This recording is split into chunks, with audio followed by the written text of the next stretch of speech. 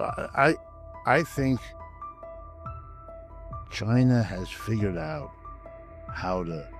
the bottom line, how to mobilize its resources to achieve its priority targets. And the number one priority target has been rapid economic development, and they've achieved it better, sooner than even they imagined, nor did anyone else outside foresee or even keep up with. When I began to pay attention to the Chinese economy, which in my case was in the 1960s and 70s, for 2 or 3 decades after that, every piece of work, and I wrote my master's thesis on the Chinese economy at Stanford, where I did it. You always were told, here's the statistic you're looking for, but you can't count on the Chinese. I mean, they're probably making it up. No matter what their achievement was, including achievements like going to major cities in China. I don't know if you've been, and seeing that these are very modern cities with rapid transit that's better than that of the United States and so on. No matter what people saw, they needed to say that the statistics are manipulated, are hyped in one way or another. Now people have stopped doing it because, I mean, in the end, you can see what they're capable of doing. They have the equivalent of Alphabet, Google, Apple, Intel, all have their counterparts in China, plus an explosion of small companies. By the way, I meant to mention that one of the nice things that DeepSeek shows Americans who are willing to look at it is that the notion that there's a significant difference between socialism and communism, because communism provides incentives and capitalism provides incentives, and capitalism doesn't regulate, and capitalism therefore stimulates efficiency. That China, if you assume it's socialist, which is what it calls itself, socialism, well, they're not holding back entrepreneurialism. DeepSeek, like many other, is an entrepreneur. DeepSeek, as an enterprise, was formed in May of 2023. It's a 1.5-year-old new startup. Wow. The Chinese call it a startup. They borrow the American name, a startup. So, and there's lots of companies like that. There's about 30, if I have it right, about 30 companies working on electric vehicles. So it's not monopoly companies the way we have here. It's actually easier to start a business and to grow a business. I can't tell you how many people that I talk to in the United States have what the French call an idée fixe, a fixed notion that one of the virtues of capitalism relative to socialism is that it spawns and favors innovation. I would have been one of those people. Yes, it spawns and favors efficiency. It allows entrepreneurs to. The Chinese do all of that. They always have, but where did this come from? This is pure propagandistic. Even if it had a grain of truth, I'm not aware it does, but it may, that I'm not aware of. It's not some fixed, it's silly.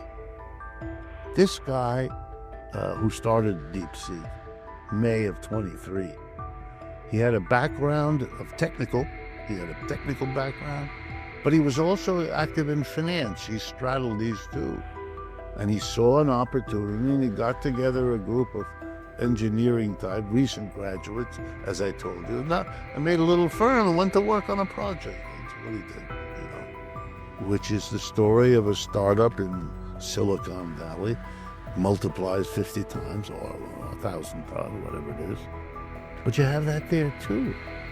And you know, it's common sense if you think about it. The Chinese prioritize economic growth. They're practical people in the same way Americans were. So they said, of course, one of the things we have to do is look at the United States, figure out how they did it, and go them one better if we can. Everyone does that. And that's what they did. But they have enough people and enough resources and enough capability to mobilize them to do it. So you know, in a way, they figured it out. The stilted old note, socialism is clunky and cumbersome. The government is everywhere.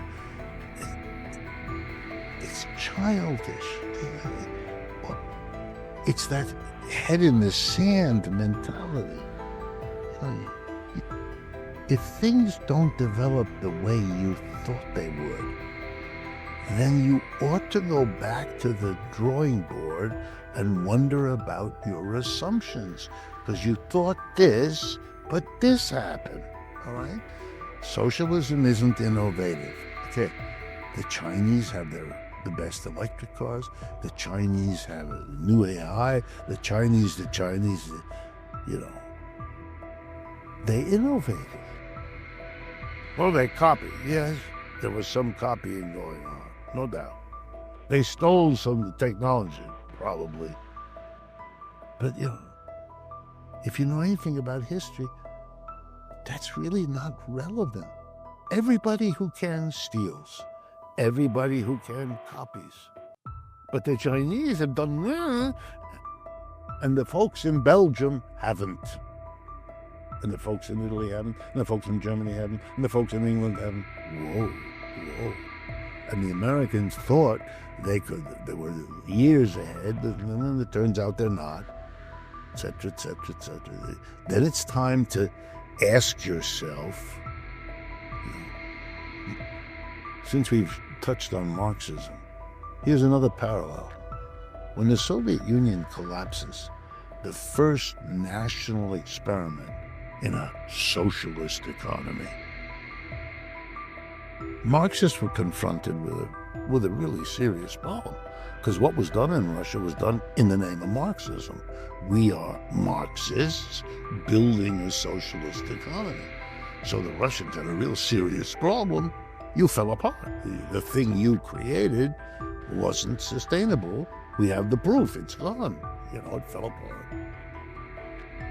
Everybody who wasn't a Marxist piled in and said, "Uncle, you failed because socialism doesn't work." I don't know, kind of a quickie summary of the story.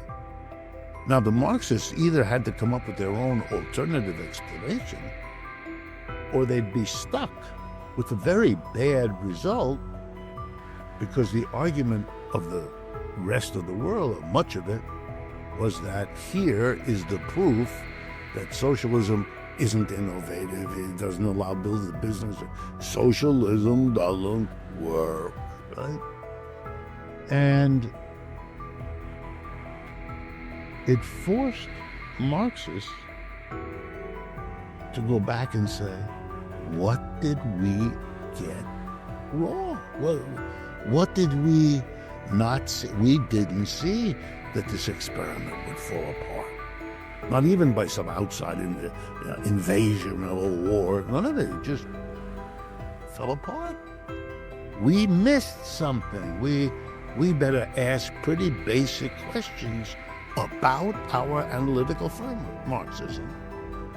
Or to say the same thing in other words, Marxists had better come up with their own explanation of what happened, or else the notion that socialism doesn't work will kind of take the day and we'll have won the debate. And so a variety of people, myself included, did that. I spent 10 years of my life writing a book with my colleague Stephen Resnick, a man that I worked with, also a professor of economics like me. We spent 10 years writing a book on what happened to the Soviet Union. Why did it fall apart. And what does that tell us? And the bottom line, your audience might be interested. The book is available. It's in print. You can get it. What's it called?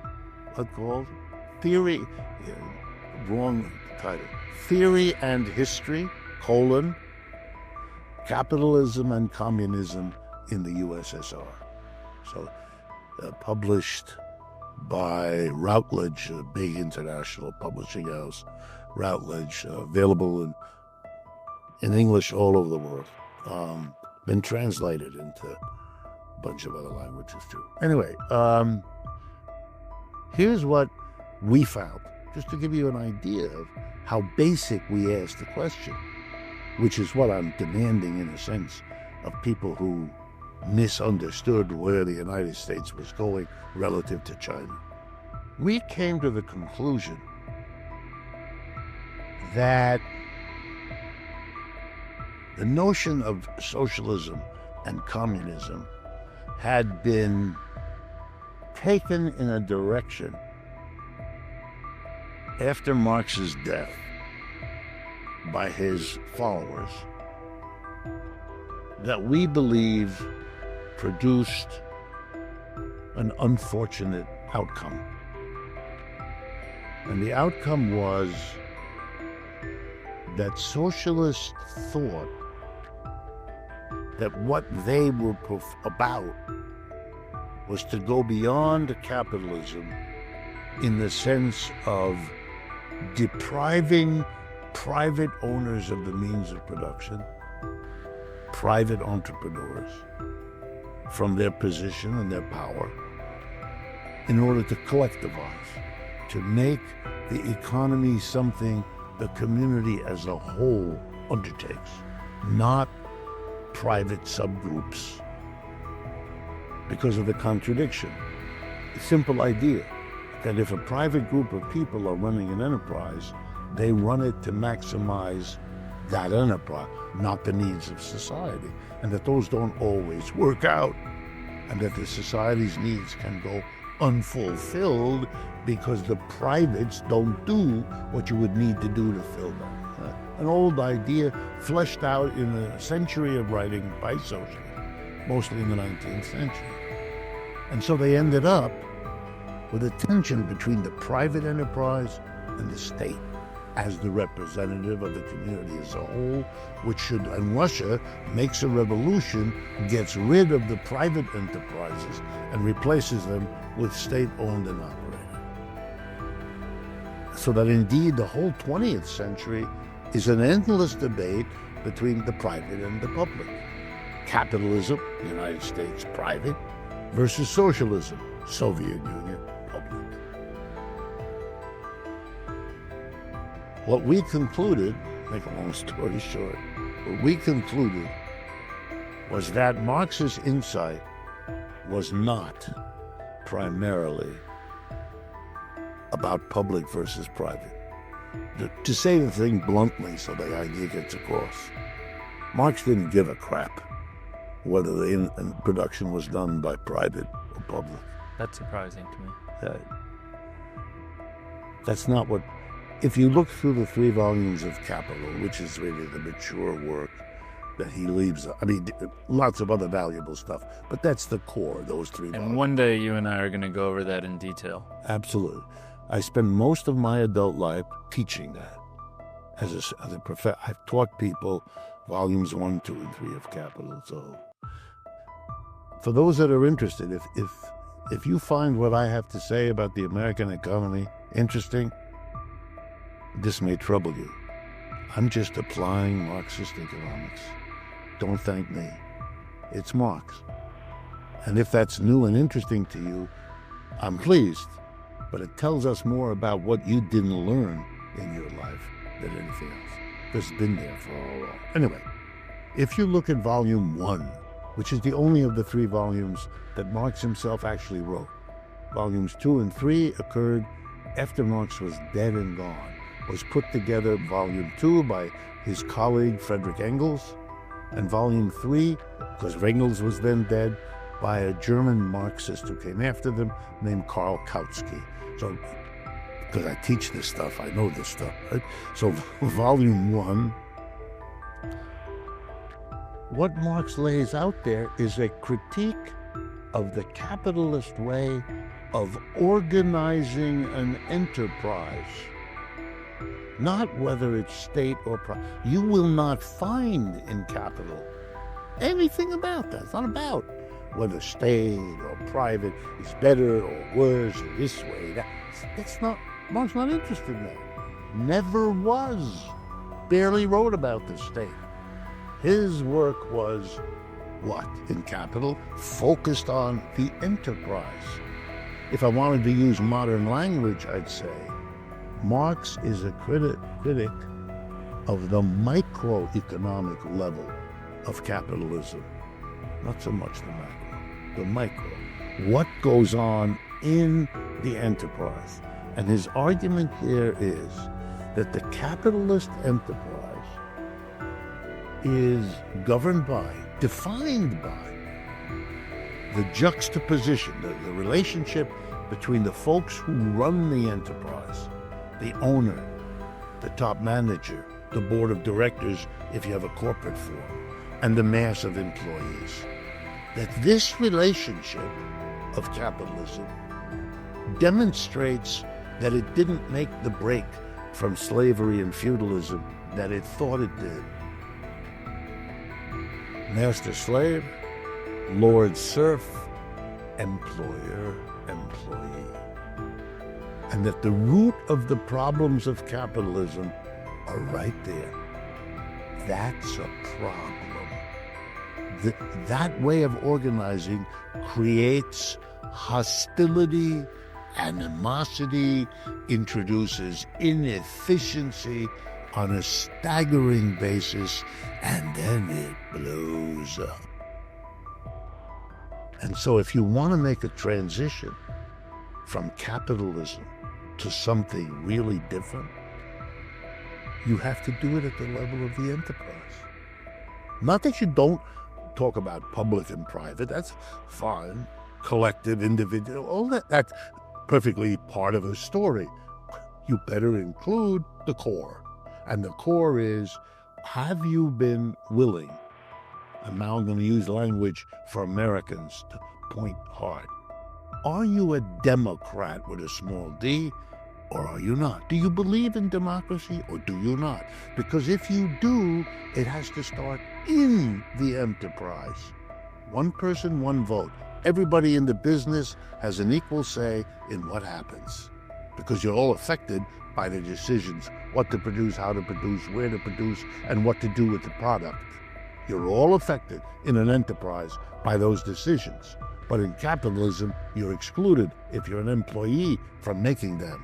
Those are made by the employer, as they were in feudalism and slavery by lord and master.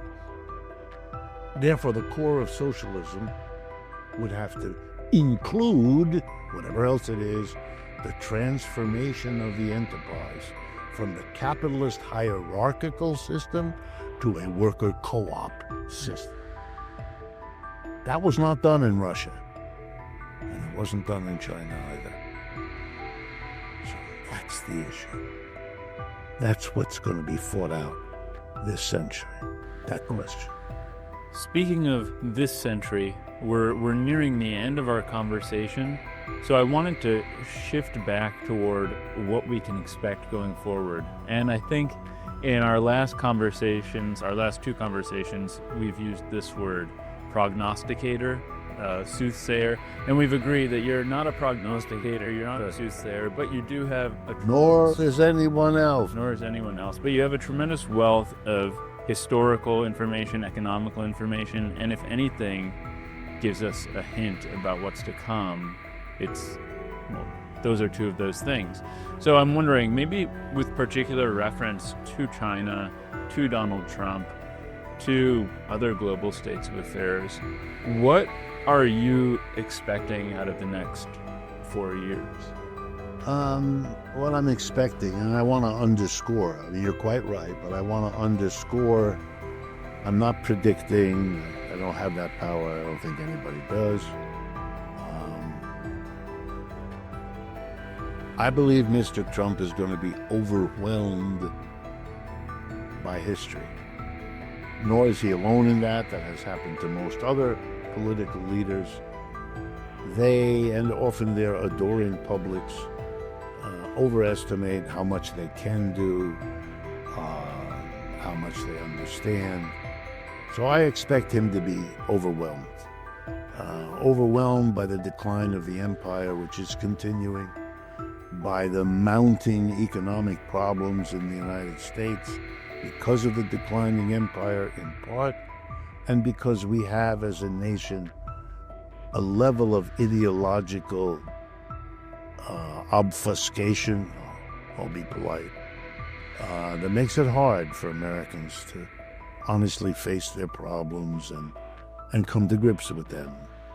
And in some sense, that's our own fault as a people, but between that and the forces at work, Mr. Trump doesn't have the insights, and I don't just mean him, but his group, his team, or whatever you want to call it.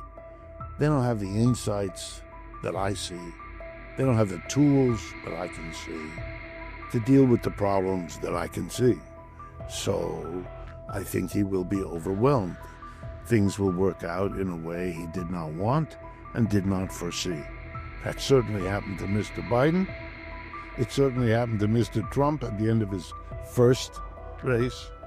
And since he's a person given to doubling down, he tried to be more in the second time than he was in the first time, but along very similar lines, only more so. And I don't think that's going to solve any of the problems, except by accident. And I'll go back to what I said at the beginning. He's going to be throwing Hail Mary passes often. And you know what happens? Most of the time, those don't work very well. Sometimes they do. And that's the best he can do. And that's not so different from others, but it's been my experience that the situation shapes the leader far more than the other way around. And I know that goes against more heroic notions, but that's what I see. The United States is going to have to come to terms with a reduced position in the world. It has been doing that poorly for some years now, so on one level, it's a continuation. But I am a Hegelian, and I understand that quantitative decline at a certain point becomes a qualitative shift. You know, with the old model, rising temperature of water until it, at a certain point, becomes gas. Or the other way, it becomes a solid with ice. At a certain point, the adjustment downward of the American economy is going to shake the society by imposing a qualitative shift. I see the United States, if you want to argue a little differently, as headed in the direction of wealthy enclaves surrounded by a sea of people in pretty tough economic circumstances. That used to be the way the rest of the world, or much of it, looked. That's coming home to the United States. That's interesting. And I think Mr. Trump has cashed in on that phenomenon. He's cashed in on the upset that this is already created when you get hints of all of this. But he is still able to cash in on it politically. Let me give you an example. He can't control even what happens in Mexico and Canada, so he has to be aggressive. And he has to do what doesn't matter because he can't do what does. He wants to control Central America. He can't. He just can't. But what he can do is insist on changing the name of the Gulf of Mexico. What does that do? It's the same the next day, after the name is changed, got the same trade, the same movement of people, the same set of ecological vulnerability. What's it for? I mean, it's clearly an affront to Mexicans, which you have to answer again the question, what is the... Oh, it aggrandizes yourself. Whoa. This game. But that's usually the sign of a weakness, not a strength. This is a posturing about something that you can do, even though it doesn't matter, because you don't want people to understand what you can't do.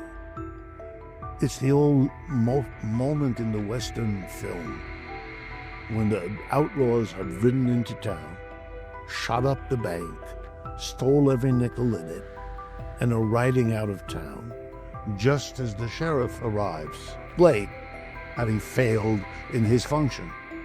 But he says with great intensity, round up the usual suspect. And he goes after the mouth. What is this?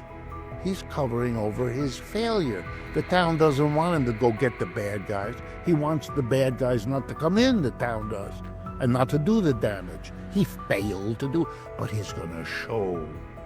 Mr. Trump can't do the reshoring of American. He can't do it. Every president of the last 10 has promised to bring manufacturing back here. None of them succeeded. That's a clue. He's not going to either. But he will tell you how he can do what they all failed to do. Sure you can. Sure you can. And if you would like, I have this bridge between Manhattan and Brooklyn that I will sell you a share in. And you being a real estate mogul, you for sure will be gullible enough to give me a few bucks for it. I know. So I don't think much is going to change. We're going to continue pretty much as we are. He's going to enjoy poking liberal sensibilities by being outrageous with immigrants, which will hurt many people, by putting a tariff, which will hurt our economy in a whole host of ways.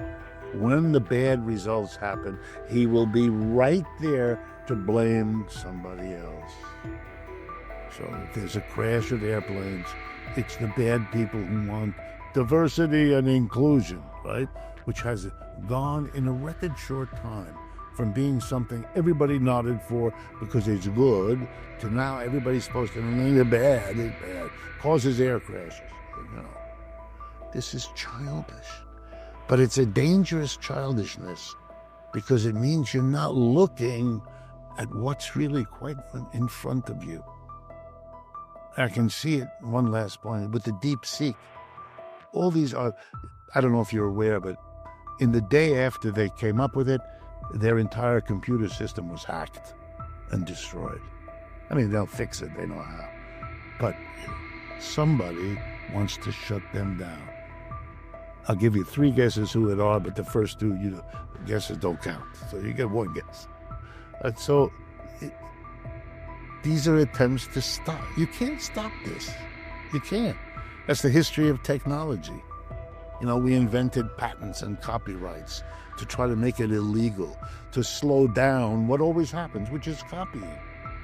And in a sense, isn't that what we want? We want people to make the next step so that we can't just slow down the cancer. Maybe we can cure it, but to develop the cure, let's see what we would be able to do with the...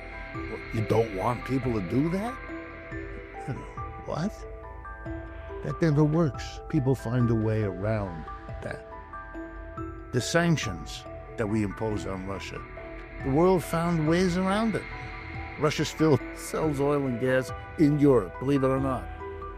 But the Russian gas has to go to India and change the ship and go to that. And there are ways around. There always were and there are now. The whole thing about the sanctions was mostly for show, to show Americans, look, we're beating them, we're hitting them with a F-16, and we're hitting them with a, we're losing. We're hitting. It's the sheriff. He wasn't there. That's a failure. No. Look at how we're chasing the usual suspects. A nation has to, at some point, grow up. The United States has to, at some point, kind of grow up look at these things and not leave it to a relatively small number of folks like me. Luckily, I'm far from alone. A lot of folks who are willing and able to stand up and say, hey, there's another emperor here who's actually naked. You know, that little boy in the story, we need a lot more little boys. And my hope is, and it's not just my hope, I see it. I want to end on that because, for example, the labor movement that we talked about earlier with the decline for 50 years is turning up. It's turning up. Many of us wondered if it ever would, but it is. Some of the poorest paid workers, some of those undocumented immigrants included, are not willing to work at Starbucks under the conditions of that employment, or at Amazon warehouses, or at fill in the blank, the fast food joints. They are forming unions, a lot of them. They're having strikes. They're developing new strategies. And I know it's not just among the lowest paid. Teachers are doing it around the country.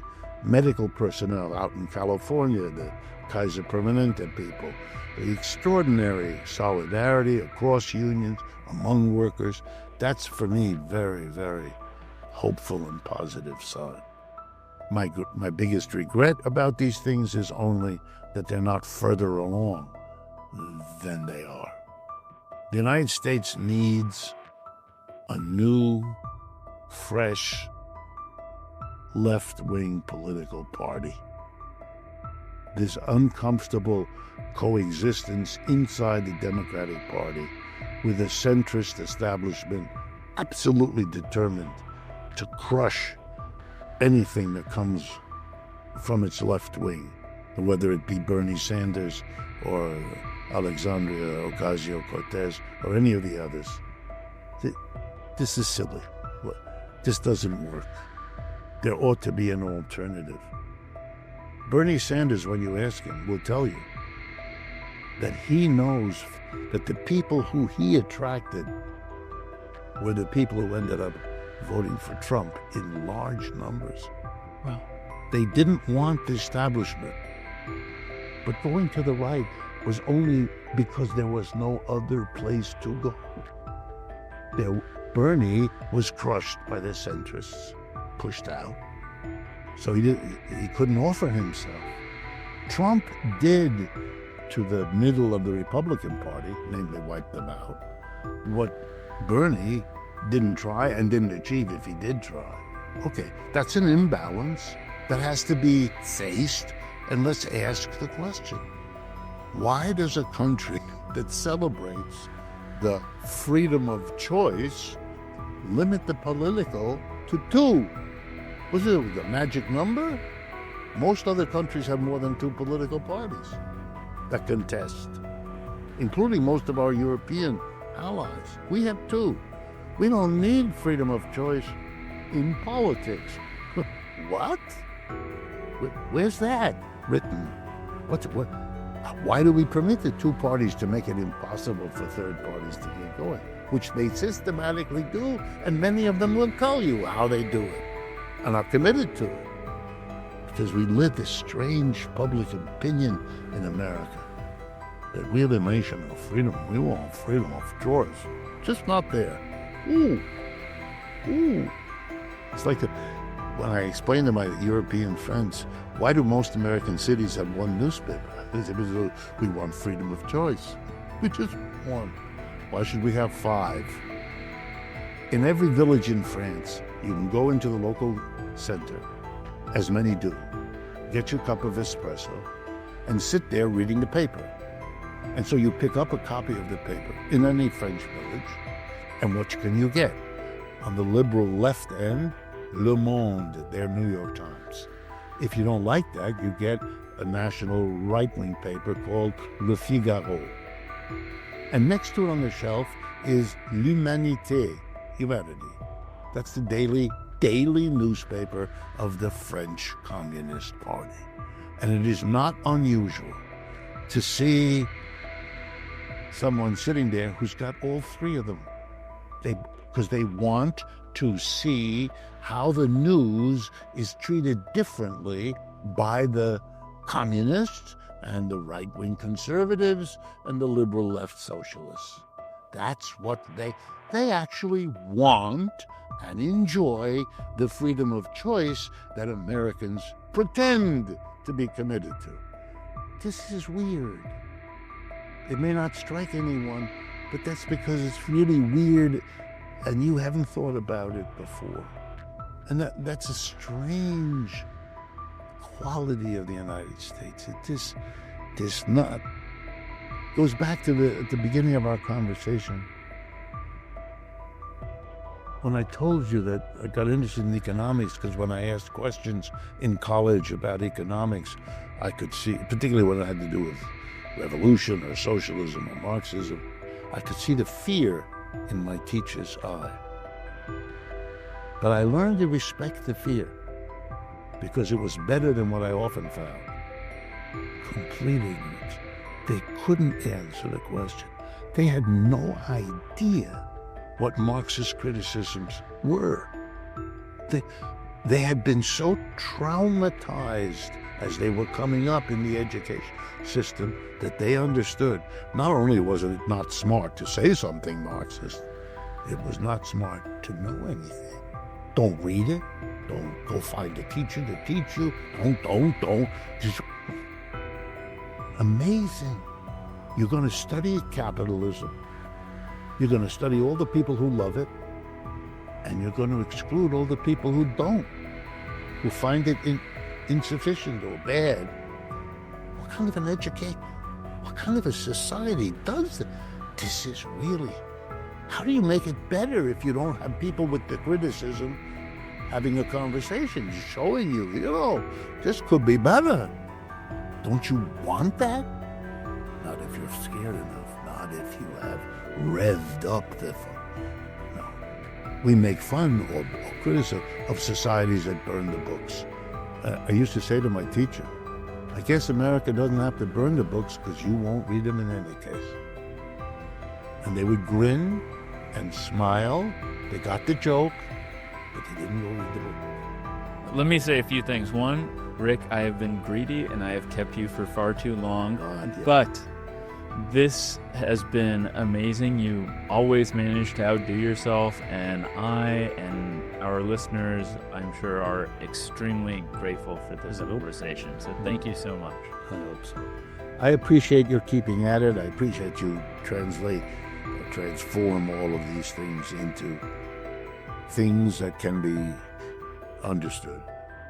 I don't have much power, but the power to affect the conversation is the best I can do. And you become a crucial partner in that, which I hope is satisfying to you as well as we do this. Thank you. But I mean it. I really do mean it.